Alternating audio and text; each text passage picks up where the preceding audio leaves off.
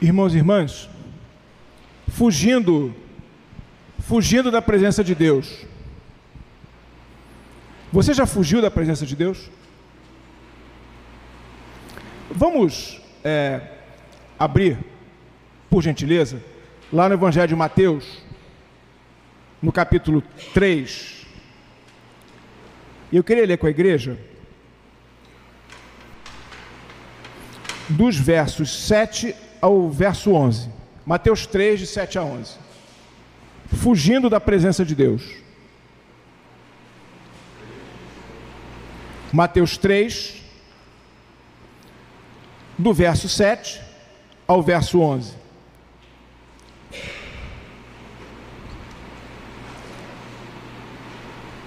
Eu peço que a igreja acompanhe. Diz assim o relato do evangelista.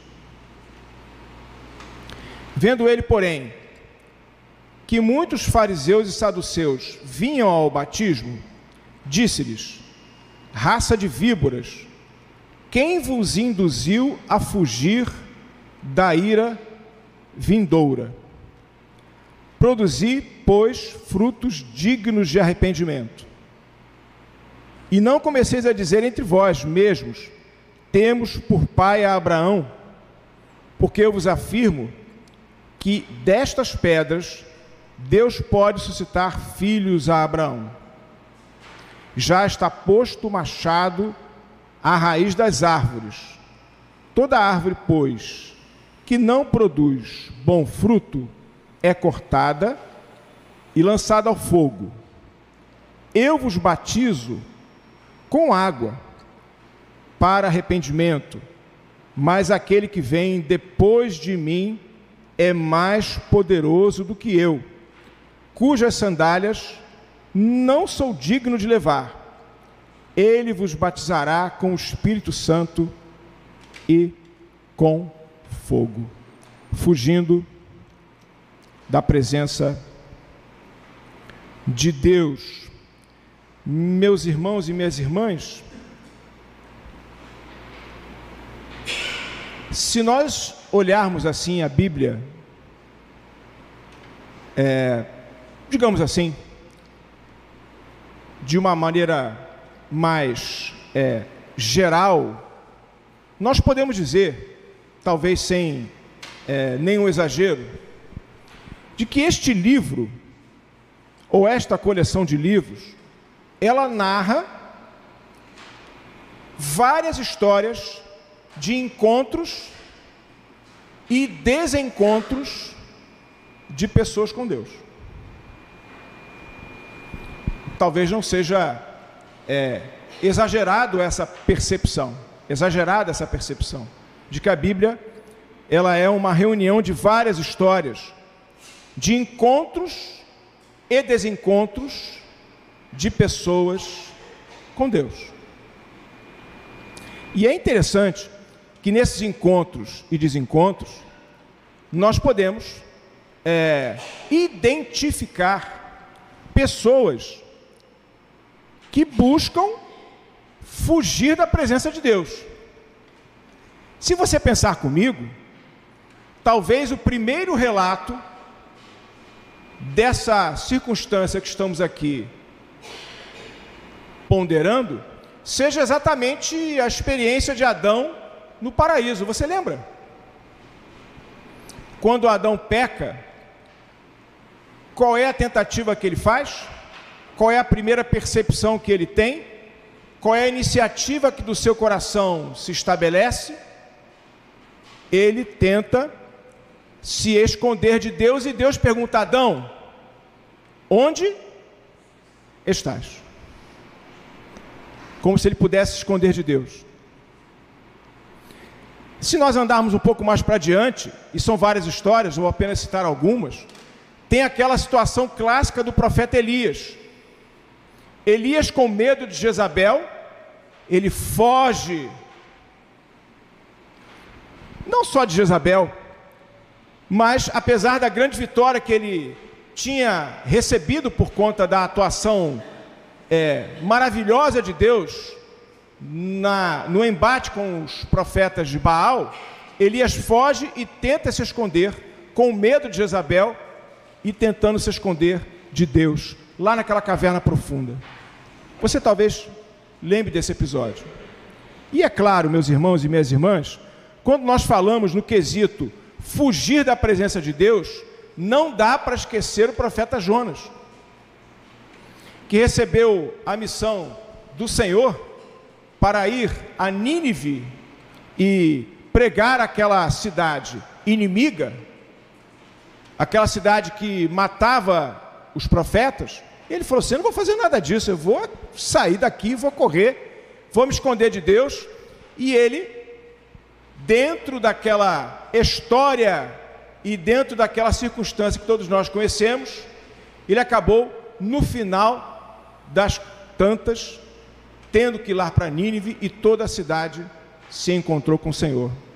Ora, meus irmãos e minhas irmãs, esse livro que nós chamamos de Bíblia, ou essa coleção de livros, que é a palavra do Senhor, é, nessa dinâmica, um retrato de pessoas que se encontram e às vezes se desencontram da presença do Senhor. E, meus irmãos e minhas irmãs, dentro dessa percepção, tem pessoas que estão fugindo da ira do Senhor, tem pessoas que fogem da presença do Senhor, e talvez você e eu nos encaixemos nessa categoria de pessoas que de vez em quando em vez, ou muito costumeiramente, estamos buscando fugir da presença do Senhor. Esse texto que nós lemos nesse momento, ele relata um fragmento do ministério de João Batista. João Batista está começando a sua pregação no deserto, e as multidões iam para lá para serem batizadas. E é interessante, se você não fechou o texto bíblico, eu sugiro que você mantenha-o aberto. João Batista, ele detectou uma circunstância específica, porque várias pessoas iam, o povo todo ia, mas veja, lá no versículo 7 que lemos, o que chamou a atenção de João Batista, diz ele assim: vendo, porém, que muitos fariseus e muitos saduceus vinham ao batismo, e aí ele achou estranho, como é que saduceus e fariseus estavam indo para serem batizados. Aquilo despertou a atenção de João Batista. Achou um tanto quanto peculiar, por assim dizer, que tal tivesse acontecido. É interessante que o texto diz que eles vinham ao batismo. Então, o que nós podemos extrair, irmãos, é que o interesse deles não é estarem lá com João Batista, os fariseus e os saduceus, para eventualmente o tentarem, para questionarem a sua autoridade, por que ele estava fazendo aquilo. O texto diz que eles iam para serem batizados. Então, numa primeira abordagem do texto e na compreensão que se pode extrair do que ele está dizendo, os saduceus e fariseus estavam indo lá para o batismo especificamente. E aí, João Batista acha aquilo um tanto quanto peculiar. É verdade, minha irmã e meu irmão, se você abrir em Lucas 3, não precisa fazer agora não, lição para casa. Em Lucas 3, João Batista diz que a multidão toda ia ao batismo, e ele lá em Lucas 3, João, ele traz essa palavra não para os fariseus e para os saduceus, mas para todas as pessoas. Em Lucas, essa abordagem de João Batista, ela é mais ampla. Ela atinge não só fariseus e saduceus, mas todos que iam ao batismo. Enfim, se você quiser, depois pode perguntar na escola dominical para os nossos pastores, uma eventual compreensão mais ampla disso, mas é curioso que isso tenha estabelecido. Mas aqui no nosso texto de Mateus, João Batista recebe os nossos saduceus e fariseus com uma palavra de boas-vindas, que não é a mais agradável. Você está com o texto aberto? O que João Batista fala para eles? Raça de víboras. Meus irmãos e minhas irmãs, se você me convidar para ir para a sua casa, fica aqui a sugestão. Considere essa minha possibilidade. Eu estou aceitando.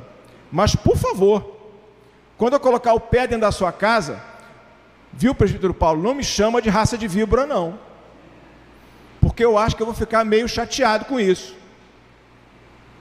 João Batista, meus irmãos, estava, como a gente fala, brincando, dando um freio de arrumação. Ele estava dizendo: olha, você é fariseu, você é saduceu, mas perceba que isso não significa nada. Raça de víboras. Quem vos induziu fugir da ira vindoura? E esse, meus irmãos, é o eixo da nossa reflexão. O que eles estavam fazendo? Indo lá para o batismo. O que eles queriam fazer? Eles queriam fugir da presença de Deus. Quem vos induziu? Quem vos suscitou? Quem vos aconselhou a fugir da ira de Deus? Meus irmãos, o batismo é um momento de encontro, de transformação, e não um momento de fuga da presença do Senhor. Quem é batizado é porque encontrou-se com o Senhor e percebeu que a sua vida precisa ser mudada. O batismo não é um estereótipo de proteção para que nós estejamos fugindo e tentando nos esconder da presença do Senhor, que muitas vezes eu e você fazemos. E é interessante, meus irmãos, e eu queria refletir com a igreja e com as queridas irmãs nesse domingo de manhã, que a resposta de João Batista, ele aponta para os frutos, ele aponta para a pedra, ele aponta para o machado, ele aponta para a água, ele aponta para as sandálias. E eu queria rapidamente tirar algumas lições disso aí. Meus irmãos, fugir do Senhor, é preciso que você perceba que a relação de encontro com Deus, ela nos traz o desafio da produção de frutos. Diz o versículo 8, João Batista fala para eles: vocês estão fugindo, mas é preciso que vocês produzam frutos dignos de arrependimento. Meus irmãos, fruto é porque na relação com Deus não adianta fugir da presença do Senhor, é preciso se descobrir na presença dEle, e ao nos descobrirmos na presença do Senhor, meus irmãos, nós resgatamos que nós só vivemos a plenitude da presença do Senhor se nós estamos produzindo frutos. E meus irmãos e minhas irmãs, frutos para alimentar pessoas que estão com fome. Domingo passado a nossa irmã Marli estava aqui comemorando 90 anos, não é verdade? E eu fiquei pensando, quanta gente se alimentou do testemunho da nossa irmã ao longo desses 90 anos.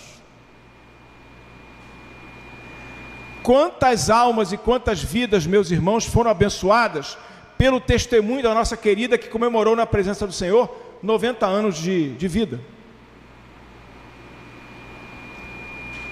Quem não foge do Senhor e quem se encontra com Ele, meus irmãos e minhas irmãs, percebe que na relação da transformação com o Senhor é preciso matar a fome das pessoas, é preciso produzir frutos dignos de arrependimento,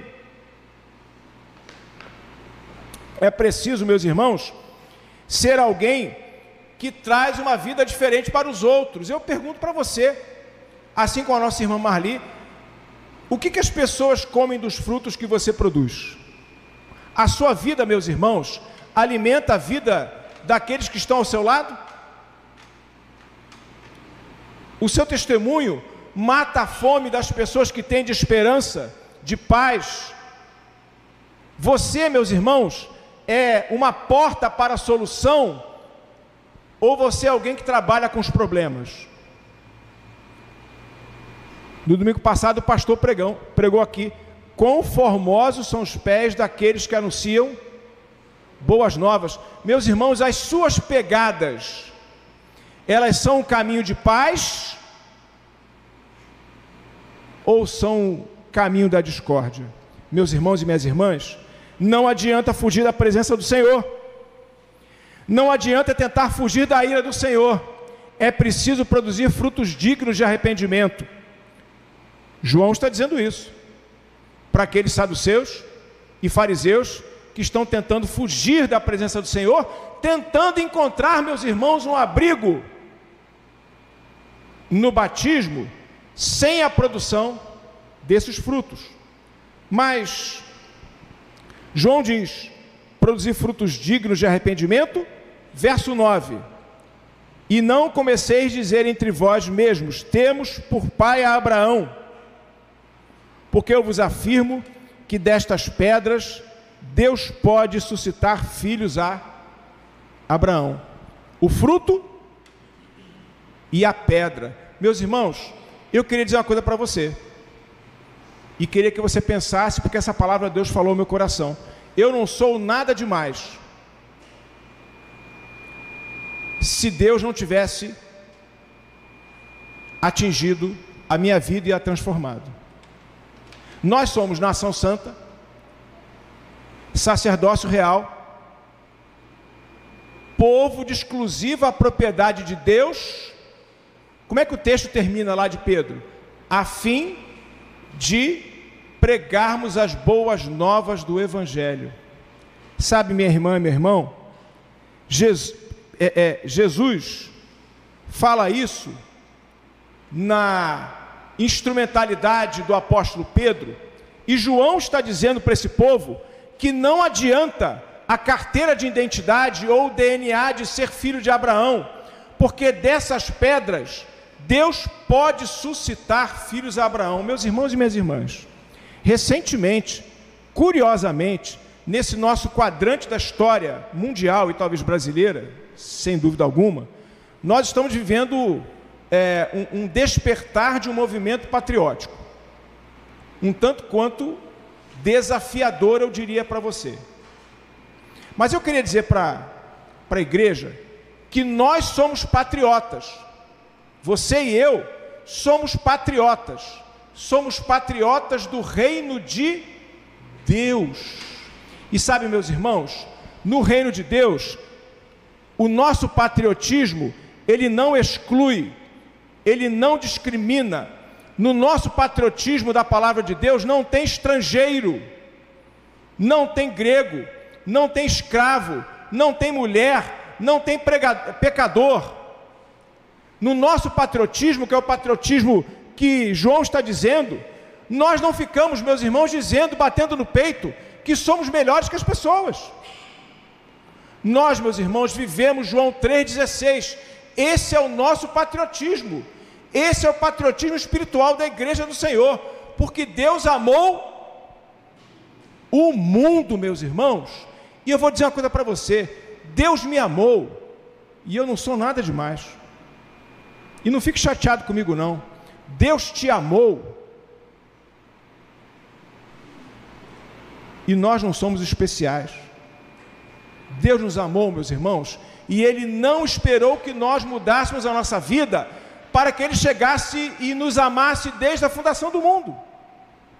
Porque a fé vem pelo ouvir, e ouvir a palavra de Deus, mas a fé é um ato de graça do Senhor, para que ninguém se glorie. Ah, meus irmãos, nós não somos especiais para sentarmos aqui num lugar de honra, como os saduceus e fariseus, que estavam fugindo da ira do Senhor, porque não conseguiam compreender que o patriotismo que salva é o patriotismo do arrependimento, do perdão, da misericórdia, da graça, aquele patriotismo que nos traz e nos faz o que somos.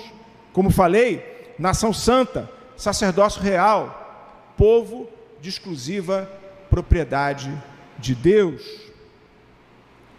João mostra fruto, ele mostra a pedra, mas ele fala do machado. Me acompanha aí. Já está posto o machado à raiz das árvores. Toda árvore, pois, que não produz bom fruto, é cortada e lançada ao fogo. Meus irmãos, o fruto nos empurra e nos mostra a necessidade do outro, de alimentarmos o próximo. A pedra nos coloca diante de uma necessidade de um patriotismo inclusivo do reino de Deus. Mas o machado nos coloca diante da necessidade de responsabilidade. Porque diz aqui: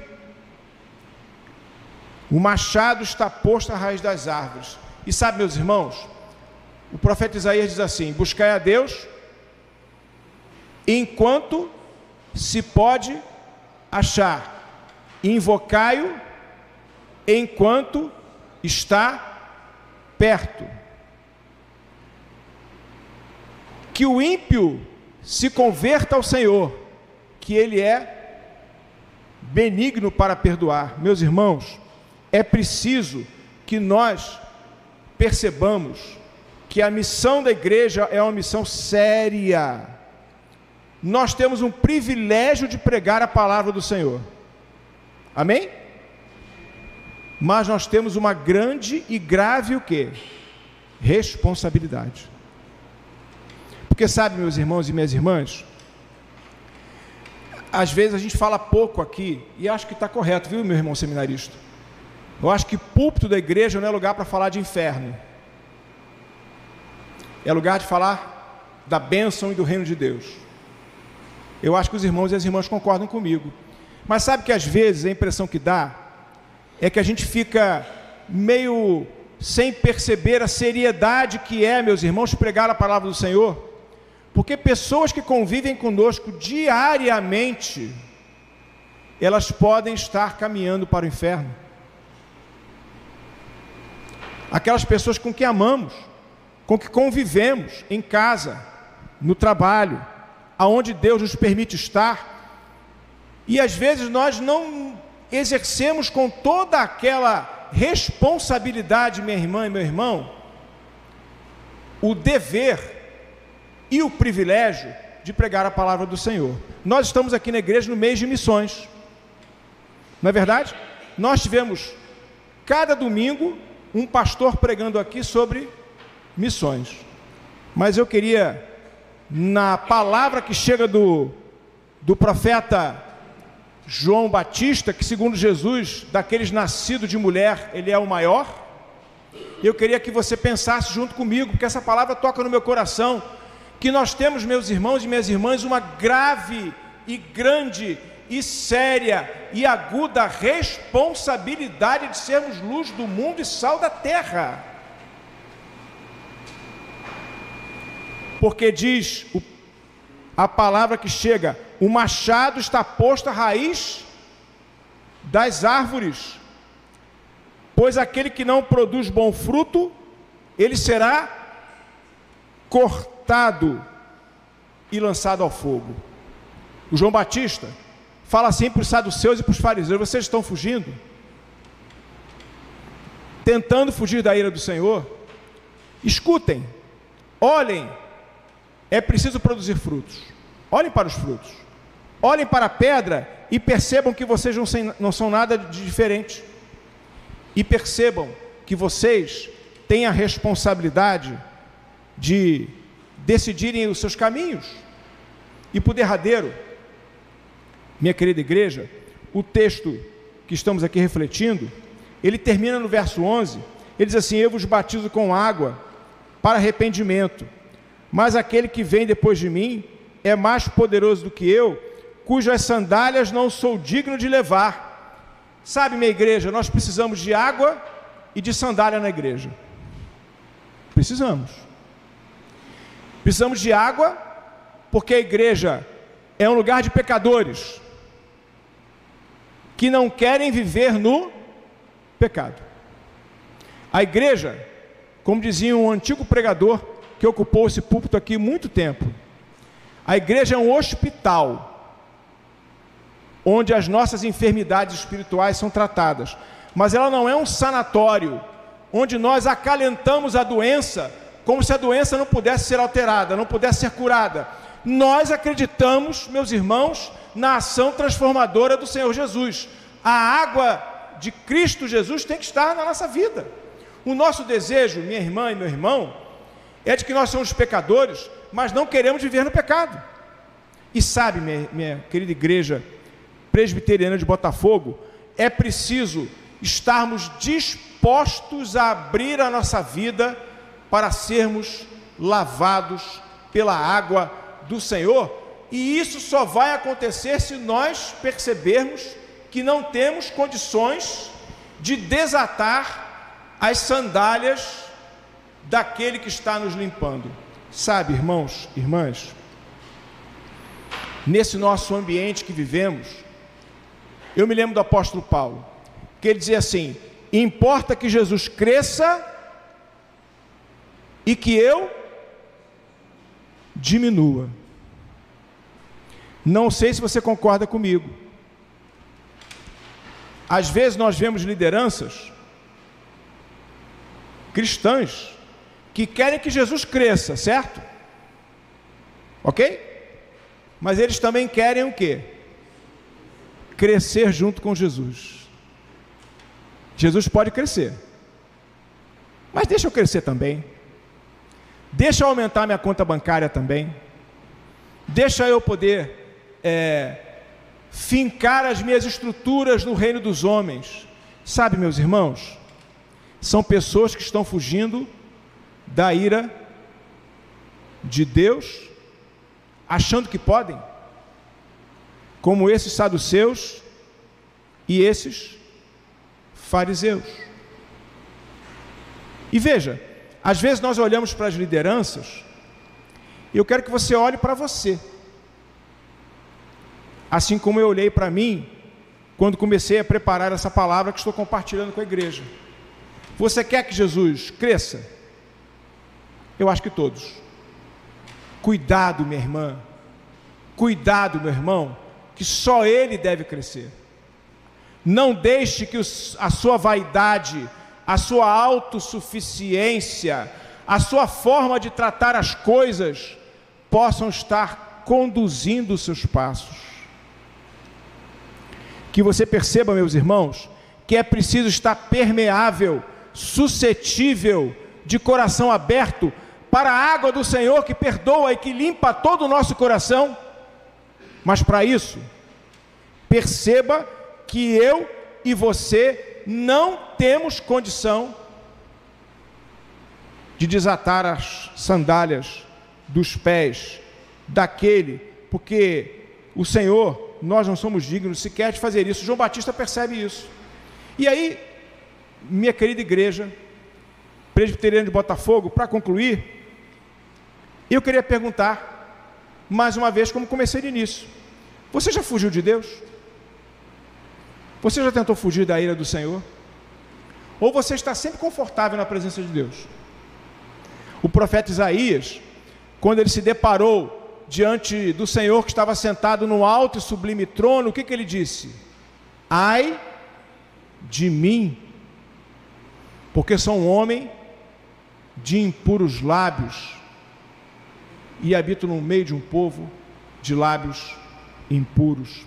Por isso, minha irmã e meu irmão, eu queria que na palavra que chega do ministério profético de João Batista, que você saísse daqui pensando nisso, que você fale: Senhor, eu quero produzir frutos dignos de arrependimento.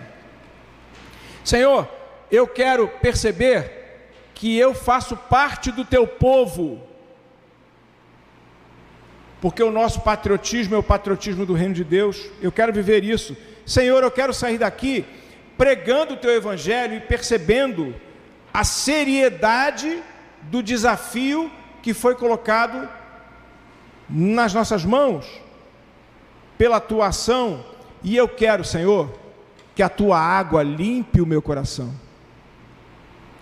E Senhor, ao fazer isso, eu quero perceber que é importante que tu cresças e que eu diminua, porque eu não sou digno. de desatar as tuas sandálias. E assim, meus irmãos, nós não precisamos fugir de Deus. E assim, não precisamos ter medo da ira vindoura, mas precisamos nos apropriar da bênção maravilhosa que é daquilo que já repeti algumas vezes aqui, sermos nação santa, sacerdócio real, povo de exclusiva propriedade do Senhor, porque fomos assim constituídos para anunciar as boas novas do Evangelho. Que Deus assim abençoe o seu coração e fale a todos nós. Amém?